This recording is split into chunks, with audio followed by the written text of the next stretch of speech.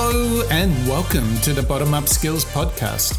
I'm Mike Parsons. I'm the CEO of Qualitance, and today we are starting a brand new series of the podcast. We're going to go deep into the world of design thinking.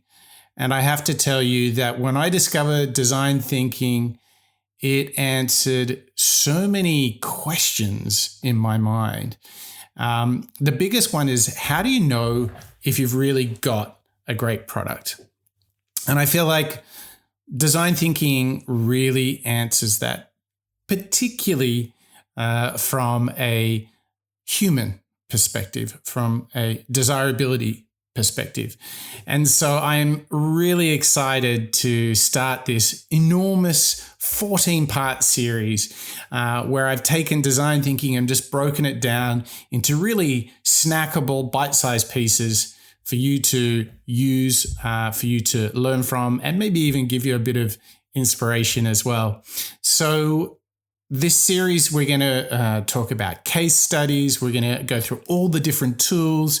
We're going to go really, really deep. And my hope is that you'll be able to use empathy, which is really key to design thinking, understanding others, really feeling on their behalf. You'll be able to use empathy not only on the outside of your business or company with customers, but also on the inside too. Hopefully I can help you generate a few new ideas. Maybe it's a feature, maybe it's a product. Hey, maybe it's a business, who knows? And core to that is this other goal that I really hope we can achieve together, which is developing user insights, really validated truths about what your users, what your customers need. And lastly, how to test these assumptions and make sure that they become validated insights. So there's so much to get out of design thinking. And I think it's perhaps good to start with talking about what actually is design thinking, because it is used quite a bit in business, and you'll find no end of people talking about design thinking. But I often find once you get into the practice, there's still a lot of people have a very thin layer of understanding of design thinking. So let's get in and really talk about what it is. Let's build a foundation for the next 14 episodes of the Bottom Up podcast, so you can go really deep, and you might find some particular areas. If you're a well-practiced designer, builder, entrepreneur, you might find that you know some of this material. You might find that there's one or two things you'd like to go deeper on. And if you want to go deep, you can go to bottomup.io, where you can actually get an entire masterclass. It's absolutely free. So jump in there, and this will help you design products from scratch, make existing products better. And as I mentioned earlier, I do think that this is an essential piece if you want to build a new company. Okay, so design thinking. Let's put this in a context of work. I think design thinking is a powerful problem-solving tool which puts empathy for users at the heart of the process.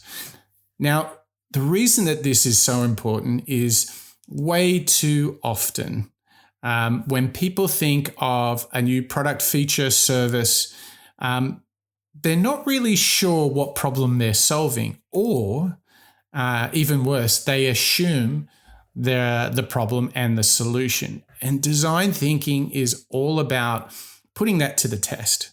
No more guessing. Let's know. Let's test, learn, let's validate. So first concept here in defining design thinking, it's a problem-solving tool. And if there's a user in this story, then you can use design thinking to solve that problem. So it might be creating something in the digital world, like a new app. It could be something in the analog world, like how you navigate an airport. You could use design thinking to solve the problem that it takes too long to find your flight, or to find your gate. Or perhaps you could go for a higher level challenge. Maybe flying makes some people anxious. So you could use design thinking for that. Now, the question is, like, how does it do this? And this word that you're going to hear a lot when we talk about design thinking is empathy. Empathy is really, really central to this. If it's about solving problems, well, the how is really with empathy. And I cannot tell you in my life when I've been fortunate enough to be part of a team working on a product that's done really well, it's because we solved the problem well for the user. And understanding what users really need is so fundamental. Now, what businesses do most commonly, in my experience, is that they prioritize the business's requirements, make money or compliance, constraints, whatever it is in terms of the business. So they let those requirements become more important, more primary than the user's needs. Now, nowhere is this more prevalent than financial services. So banking, financial services, very highly regulated environment. So often the need for compliance and regulation, or the big one is actually the constraint of legacy systems. These are all business things. They've got nothing to do with what the user is trying to do, the job to be done in the user's mind.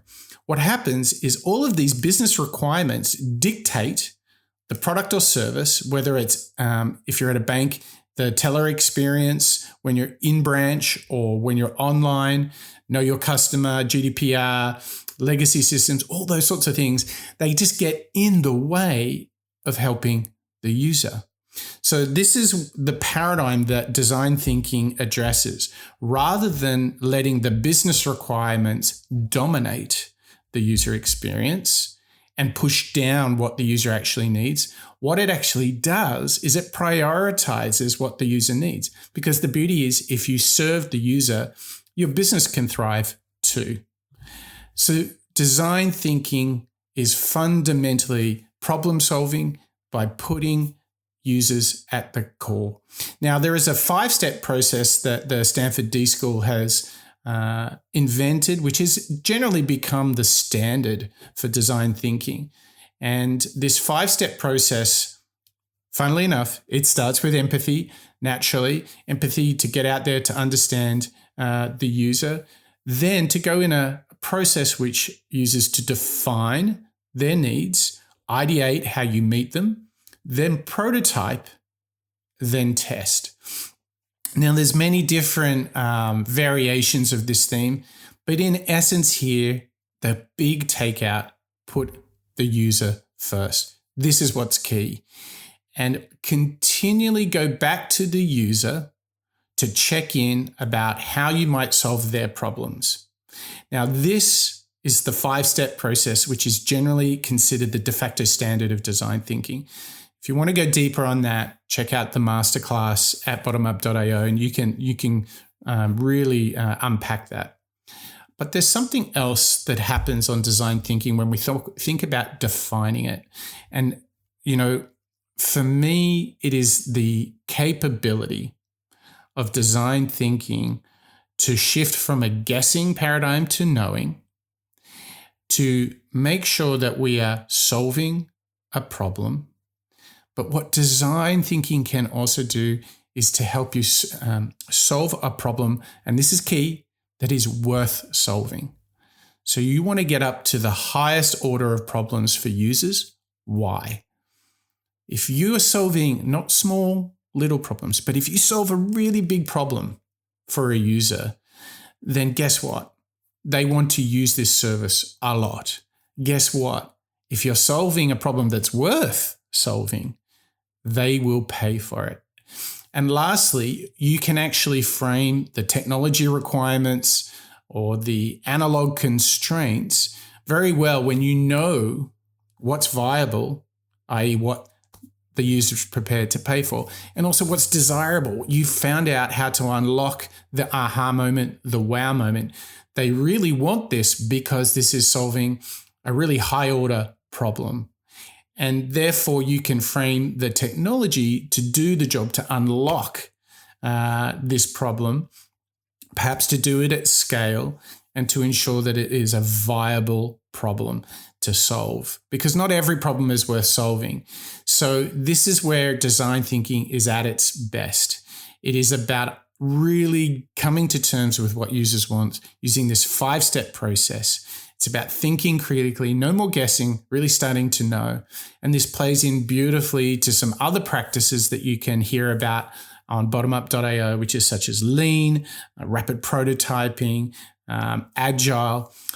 They will all come together and be the innovator's toolkit, which is exactly what we're about understanding here at the Bottom Up Skills podcast. Okay, that's the first step into a mammoth and epic journey of design thinking. I hope this frame will serve you well for the next 13 episodes. It's been great to start this journey with you. We'll catch you next time on the Bottom Up Skills podcast. I'm Mike Parsons. That's a wrap.